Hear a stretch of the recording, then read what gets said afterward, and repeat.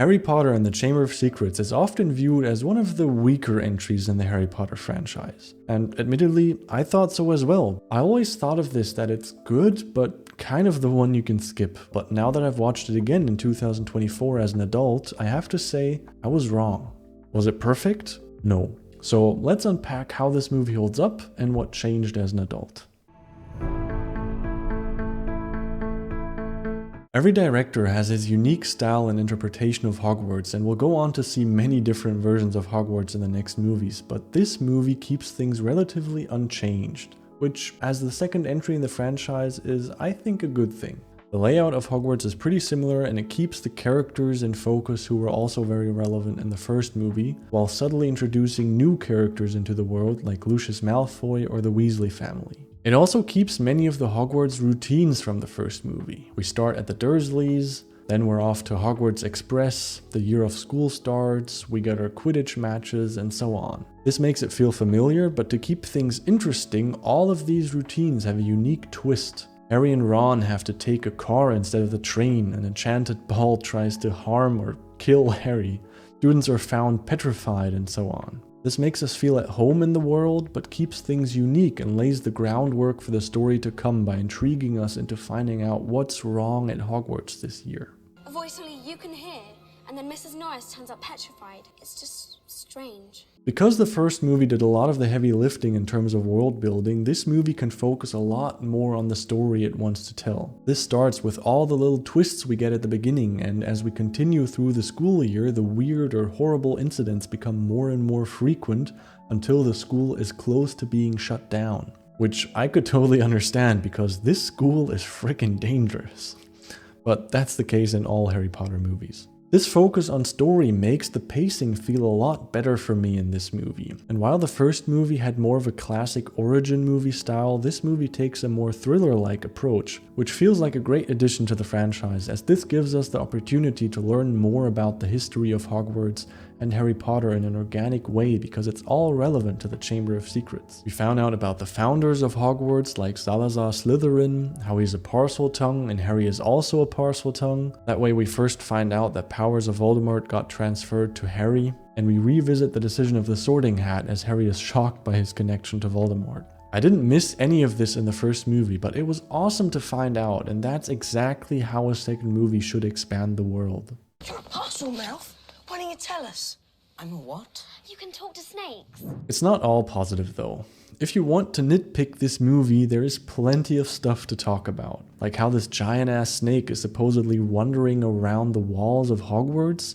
And even if that's the case, why didn't any of the ghosts see it? Or how Dumbledore must know that Gilderoy Lockhart is a fraud, so why did he hire him in the first place? I mean, Dumbledore is shown again and again to be really smart. And Lucius was literally about to Avada Kedavra Harry in front of Dumbledore's office. Like, how did he think that would go out? Just to name some examples, but I have to say that these things didn't really bother me while watching the movie. What did bother me, however, is again the final battle. If you saw my video on Harry Potter 1, you may remember that for me the weakest aspect of that movie was the final battle, because it featured almost no magic and ended up in a hand-to-hand combat between a grown man and a kid. So coming from that, I guess you could say that this movie has an amazing final battle. I mean, at least there's a fantasy creature involved and a sword, so hey, that's something, right?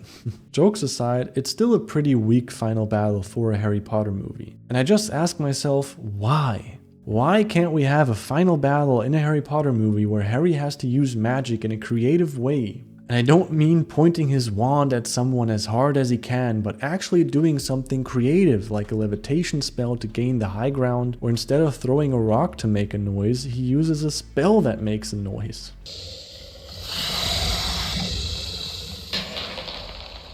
And I know that he doesn't do it here because he doesn't have the wand, but then just don't have him lose his wand. I mean, the battle is cool and all, but it just annoys me that this movie isn't utilizing what makes it unique. I can think of many other fantasy worlds where you could have a kid fight a giant creature with a sword, but there aren't any fantasy worlds where you have a magic system like Harry Potter, so why don't they use it? especially if the same movie introduces something like the dueling scene between two wizards. This scene gave us a glimpse of how awesome two wizards dueling could be if you actually put some thought into it. Having this scene and Harry Potter fighting a snake with a sword in the same movie almost makes it worse for me. Scared, Potter? You wish. Just like with the first movie, the effects in this movie hold up really well for today's standards. I'd say the most important effects that could feel outdated were the Quidditch match, the spiders in the Forbidden Forest, the basilisk from the final battle, and of course Dobby. But all of them look good enough today that it didn't break the immersion, which is the most important part of visual effects. Actually, somehow I feel like the effects were better in this movie than the first one, although it came out only 1 year later and actually had a lower budget, so I'm not sure how they did that, but I'm not complaining. Another thing I wanted to mention that changed from today's perspective that didn't really fit anywhere into the rest of the script, but neither did it fit in the movie, is the last scene where Harry and Hermione hug, and Hermione and Ron are all weird. I think I need to throw up. This teases what will develop between these characters in the next movies, and I hate it so much. Harry and Hermione feel so much better together, at least in the movies, but more on that in the next videos. I also want to give a special credit to Richard Harris, may he rest in peace, because I just love this version of Dumbledore. The Dumbledore we get in the next movie, played by Michael Gambon, may he also rest in peace, has its own strengths and is also featured in some scenes where I think this version would have struggled, but since he isn't involved in any action scenes so far, I love this portrayal of the character and the chemistry he has with Harry Potter. And he's just so smart and chill about everything. The only thing I don't like is that he just stood there and watched his friend Hagrid get sent to frickin' Azkaban. Take me where? Not Azkaban prison. I will, of course, step aside. But there are good scenes that make up for it, and that brings me on to my 3 favorite scenes, because my first favorite scene is at the end when Dumbledore says to Harry that it's our choices that define us and not our abilities or heritage. It is not our abilities that show what we truly are. It is our choices. I love this message so much, and it's so fitting for Harry because he could have done really well at Slytherin if he had chosen that. It reminds me of my video on the life lessons in the Matrix, where it's all about the importance of choice. My second favorite scene is the introduction of the wizarding duel. 2. I already mentioned that this scene is great, so it deserves its own spot in the top 3 scenes. I really wish we would have more of this in the Harry Potter movies in general, but later on they sadly switched to not even saying the spell they're casting anymore, so at that point it's just about the spectacle and not about the intricacies of the magic system. So I'll always remember this scene as a small sample of how cool duels between wizards could have been. And scene 3 is the journey to Diagon Alley, or Diagon Alley. Diagonally. What did he say, dear? It's nothing special, but it's just an amazing addition to the world of Harry Potter, and things like this make the world feel more realistic, because of course wizards would have some form of magic transportation. And I also love this because it's used again in later movies, so it's really nice to have that established here.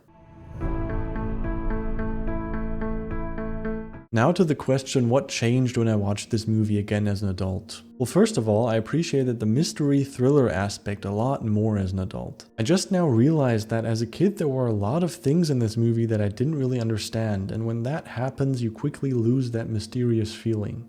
Besides that, the theme of judging others because of their heritage hit harder for me. This movie introduces mudbloods and purebloods for the first time, so basically wizard racism. Call me a mudblood. He did not.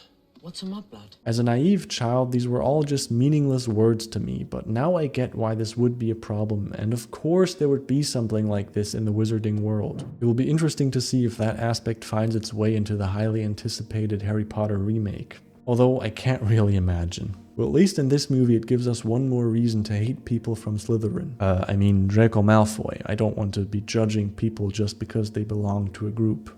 Moving on. Just like with the first movie, one thing I noticed when revisiting this movie as an adult is just the nostalgia. The nostalgic, childlike feeling I had with the first movie carries through into this one. It's just nice to watch these kids grow up, and the acting already feels way better. All 3 of them took a big step up in their acting game. And because this is another quote-unquote normal school year, with Quidditch, the Four Seasons and so on, and has the same general vibe as the first movie, it all feels familiar and nostalgic.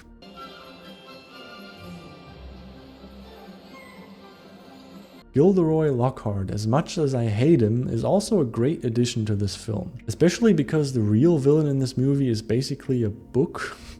Having him turn out to not just be a fraud, but also a bit evil himself in the end gives the evil in this movie a much needed boost. As an adult, I also looked at this character as a lot more three-dimensional person. Back then he was just some annoying teacher, but now I felt how insecure he really is, and I almost felt sorry for him for having to keep up that facade his entire life. It must be exhausting. I know exactly the counter curse that could have spared her. I guess the only question that remains is, why did I remember this movie as being so mediocre? I think it's because I didn't really appreciate that thriller style as a kid, and I just remembered those gross spiders in the final battle that again featured very little magic. Also, while we do learn some interesting things about Hogwarts in this movie, I have to admit that they aren't that relevant for the rest of the movies. That, and because this movie doesn't have a unique style, is I think why after you watched all 8 movies, this one can quickly feel irrelevant. But I think it tells a very interesting story that with its mystery, almost thriller-like style successfully expands the wizarding world we've come to love from the first movie. Let me know your thoughts on Harry Potter and the Chamber of Secrets in the comments below, and I'll see you in the next one.